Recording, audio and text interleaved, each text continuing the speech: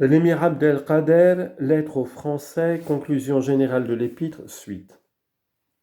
Les Francs, eux aussi, sont issus de Yalat, fils de Noé, qui avait 7 descendants, parmi lesquels Riyat, dont naquit Al-Faranj, ainsi qu'il est écrit dans la loi mosaïque.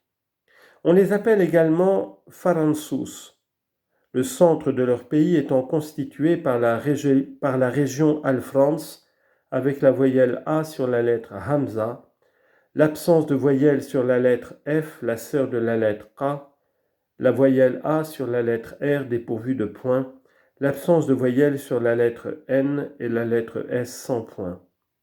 On dit Afranx sur le modèle d'Afrance.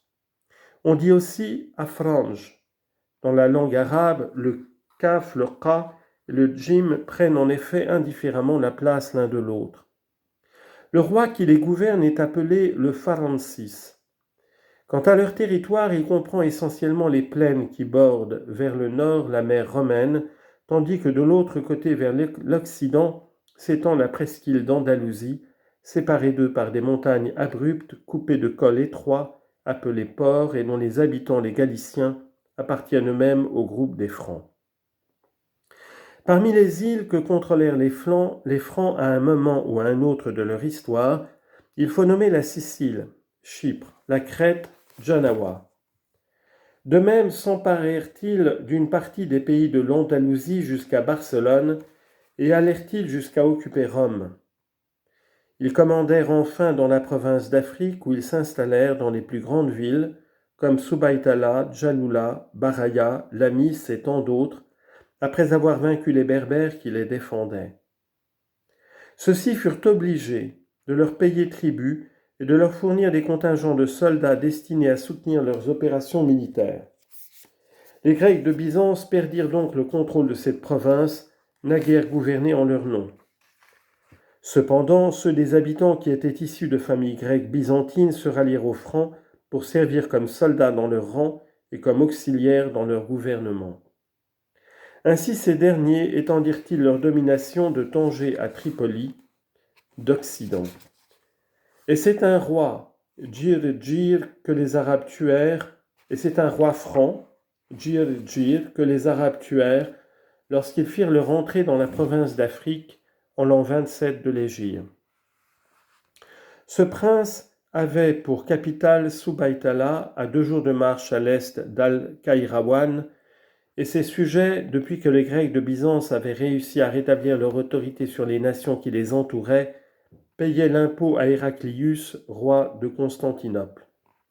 Au moins jusqu'à ce que Djir, rejetant la tutelle byzantine, ne se décide à frapper lui-même des monnaies d'argent et d'or à son effigie. Une fois les Arabes installés dans cette province d'Afrique, après la mort de Djir, en français Grégoire, la prépondérance revint aux Berbères sur les Francs. Ils s'unirent toutefois pour combattre les Arabes et la guerre dura jusqu'en l'an 84 de l'Hégire, date à laquelle Berbères et Francs furent dispersés après une bataille décisive qui ne leur laissa aucun espoir de réunir les forces nécessaires pour résister.